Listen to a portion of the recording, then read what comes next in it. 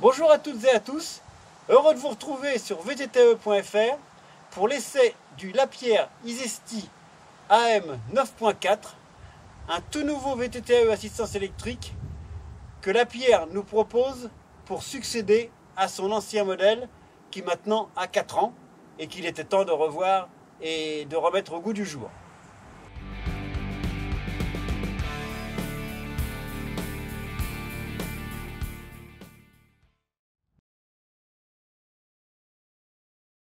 Si vous suivez un petit peu ce que j'ai fait depuis quelques temps sur vtte.fr, vous devez avoir remarqué que je me suis concentré ces derniers temps sur le VTT à assistance électrique légère avec différentes options.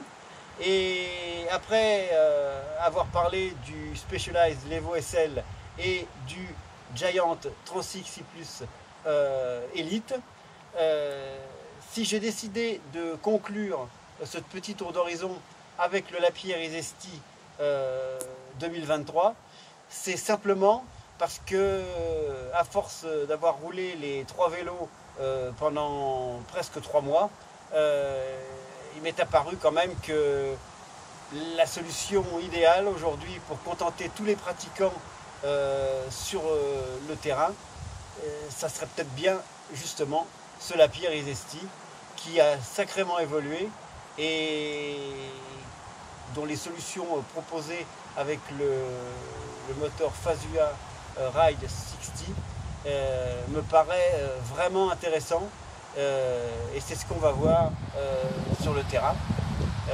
Mais en attendant, on fait un petit tour du propriétaire sur les composants du vélo avant d'aller rouler sur les sentiers. Lapierre a profité du nouveau moteur Fazua Ride 60 pour faire évoluer complètement sa partie cycle et oublier la version démontable avec batterie moteur escamotable qui permettait de passer d'un VTT-AE à un VTT classique en enlevant le bloc moteur batterie. Aujourd'hui, c'est plus le cas. On a une batterie intégrée non démontable de 430 Wh et certains pourront trouver ça dommage, mais en tout cas ça permet de rigidifier le vélo, de gagner en poids et on se retrouve quand même avec un VTT-AE qui pèse 19 kg sur la balance avec 150 de débattement à l'avant, 140 à l'arrière, des roues de 29 pouces, ce qui permet quand même de bénéficier d'un VTT-AE relativement moderne avec une partie cycle qui a, je l'ai dit, sacrément évolué, que ce soit au niveau des angles, que ce soit au niveau de la longueur des bases ou de l'inclinaison du tube de selle. En tout cas, pour 7 599 €, on a un VTT-AE tout carbone, très réussi et qui promet de belles choses sur le terrain. En détail, on a donc à l'avant une fourche RockShox Lyric 150, un amortisseur Super Deluxe 140 mm de débattement, une transmission Shimano XT, un ensemble Lapierre au niveau du cockpit et on s'aperçoit que Lapierre a décidé d'intégrer une petite console avec des diodes de couleur. Voilà. Qui permettent d'avoir à la fois avec la couleur le mode d'assistance et avec les diodes l'autonomie de la batterie. Enfin, au niveau du train roulant, on a des roues Lapierre en aluminium, chaussées de pneus Maxxis, corrects mais un petit peu légers quand même pour une utilisation dans le quart sud-est où les pierres sont vraiment apparentes et un peu font du mal aux pneus. Voilà, et ben on a fait le tour du vélo. Il est donc temps d'aller sur le terrain pour voir ce que ça donne. c'est parti. Contrairement à l'ancienne version du Isesti, où on était quand même pas mal positionné sur l'arrière avec le tube de selle trop incliné vers l'arrière, plus la roue de 27,5. Là, on est bien plus positionné au-dessus du moteur et du pédalier. Et en glaire, on est vachement mieux pour pédaler. Et avec les deux roues de 29, on sent que le vélo est stable, qui va bien et qui reste bien là où on en a envie.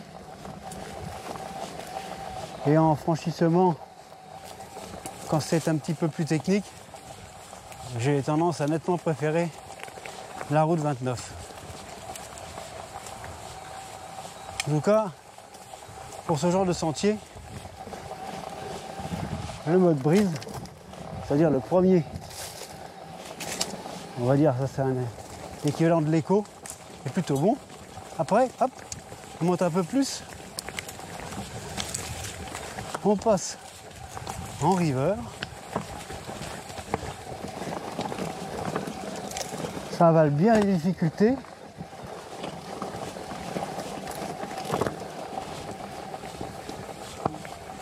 Et si jamais il y en a besoin d'un peu plus, hop, le mode roquette permet d'avancer un peu plus vite sans trop consommer quand même, ça va. Ça reste raisonnable, on sent que l'assistance est un peu plus présente, mais c'est pas énorme, ça va. Quand c'est relativement sinueux et pas trop technique, le mode river est parfaitement suffisant. Et ensuite, quand arrive la portion plus technique, là, on balance un coup de boost et hop, on passe avec une bonne vitesse. C'est super facile. C'est vraiment agréable ce mode qui permet d'avoir plus de puissance pendant une bonne dizaine de secondes. Dans les pentes légères et pas trop techniques, sur le mode river, en pédalant au train, ça permet de franchir pas mal d'obstacles avec une assistance correcte, mais qui ne consomme pas des masses, ce qui permet de préserver un peu d'autonomie, parce qu'avec 430 Wh, bon bah, on n'a quand même pas beaucoup, même si le Fazua fait partie des motorisations les moins énergivores avec lesquels j'ai roulé. Donc ça, c'est un point positif. Après, pas de miracle non plus, mais c'est pas mal au niveau de l'autonomie. Vous tablez sur entre 1000 et 1100 de dénivelé positif et une bonne quarantaine de kilomètres, ce qui est quand même pas mal. Quand ça devient plus technique, comme je vous l'ai déjà dit, hop, on pousse la manette un petit peu et hop, le moteur se passe en super boost. Et là, on a une super assistance qui permet de venir à bout. Hop, on en remet un petit coup s'il faut. Et hop là, ça monte tout seul. Donc c'est vraiment ponctuel. On le met que vraiment quand on en a besoin. Et dès qu'on arrête de pédaler, hop, ça s'arrête. Et ça revient sur le mode où on en était. Et l'assistance, en fait, le super boost là, que ça soit en écho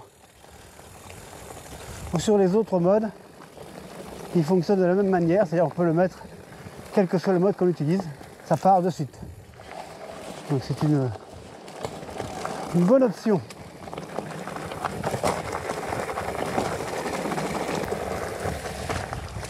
Ensuite, quand ça descend, je sens que le vélo va vraiment bien. Facile à placer où on veut. Stable, maniable. Honnêtement, c'est vraiment un régal à piloter. On n'est pas loin de se faire autant de plaisir qu'avec le Specialized Levo SL qui a vraiment une partie cycle réussie. Et là, avec ce nouveau Isesti et la route 29 et tout, en 150, 140, on est vraiment bien. C'est un plaisir. Hop, petit bunny hop, par-dessus la roche, facile.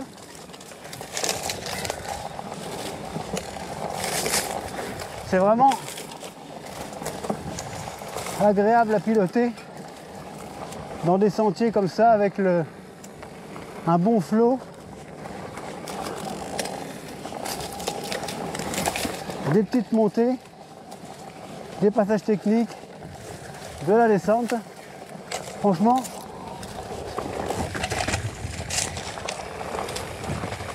c'est top.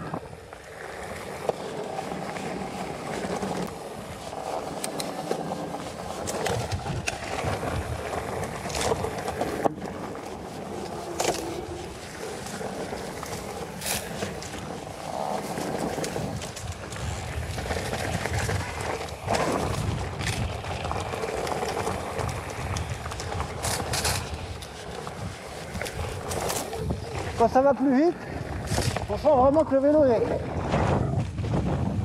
relativement stable.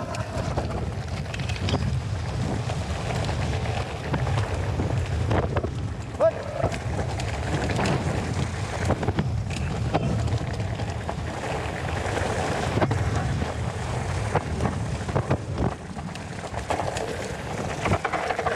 Faut pas hésiter à aller vite parce que il se comporte très bien. Faut juste se méfier quand ça descend et dans les cailloux. Avec les pneus qui sont quand même relativement fragiles, mais sinon, ça passe bien, le vélo. Il reste dans la bonne trace.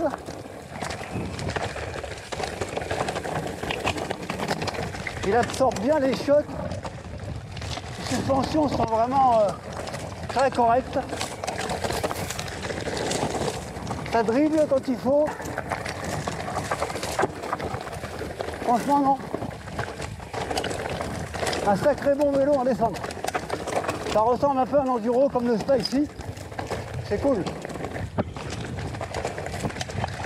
Youhou.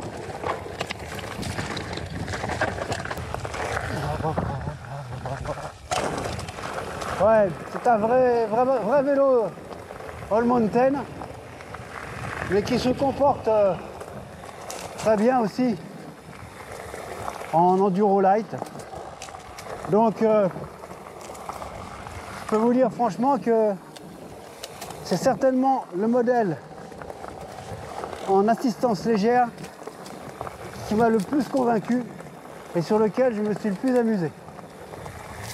Donc eh ben, on va faire un petit débrief vite fait et on se retrouve dans quelques instants pour la conclusion.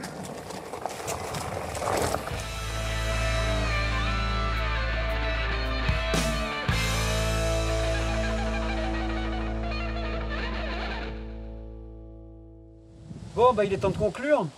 Ce que je peux dire déjà au niveau de ce Lapierre Isesti version 2023, c'est que j'ai énormément apprécié le moteur Fazua Ride 60 qui donne une assistance régulière, agréable, mais suffisante pour une utilisation en tout terrain, surtout grâce au mode boost qui donne une grosse dizaine de secondes de pleine puissance quand on en a besoin pour franchir des passages, on va dire, techniques, délicats avec du franchissement. Donc ça c'est super intéressant parce qu'en fait, à la base, on a donc un VTT-AE léger avec une assistance correcte mais normale par rapport à la concurrence. Mais la grosse différence vient du fait que quand on a besoin d'avoir plus de puissance sur une petite période donnée, eh bien, on appuie sur le bouton, ça clignote et c'est parti pour 10-12 secondes de pleine puissance qui permettent de franchir quasiment la même chose qu'avec un VTT-AE full power. Et ça, c'est super intéressant. Après, côté partie cycle, le vélo est super réussi. On a l'impression de rouler sur un, non pas forcément un Zesty, mais sur un, on va dire un Spicy qui permet on va dire, un vélo relativement stable, qui, avec le poids supplémentaire, on va dire, du moteur et de la batterie, ça assoit le vélo. Donc, c'est un vélo vif, nerveux, léger, mais en même temps suffisamment stable pour être rassurant. Et ça, c'est aussi une bonne chose pour le pratiquant de base qui se sentira super bien sur le vélo. Ensuite, en montée avec l'ensemble Fazua plus la géométrie et les roues de 29, on est bien placé sur le vélo et il n'y a pas de perte d'adhérence, ça motrice et encore une fois, il y a suffisamment de puissance quand on en a besoin pour franchir des trucs sympas. Et dès que la pente s'inverse, c'est à la pierre, conçu par Nicolas Vouilloz. Ça ressemble à un gros vélo d'enduro, mais sans trop de débattement. C'est-à-dire, là, il fait 19 kg, mais en même temps, il est vif, maniable, sécurisant. Et tout ça, ça permet de vraiment s'exprimer et de se faire plaisir sans aucune retenue. Voilà. En gros, je ne peux pas vous dire grand chose de plus, si ce n'est que si vous avez l'occasion de l'essayer, allez-y, parce que je pense que c'est une référence, tout du moins une future référence dans la catégorie des assistances légères. Et je pense qu'on ne peut qu'être séduit par ce petit Lapierre Zesty version 2023. Voilà. Merci de nous avoir suivis sur vtte.fr. Si vous voulez plus de détails, allez lire un petit coup l'article sur le site. Et quant à moi, eh bien, je vous retrouve prochainement pour l'essai, cette fois-ci, d'un VTT-AE Full Power, ce qui nous changera un petit peu. Allez, ciao, bon ride et à bientôt.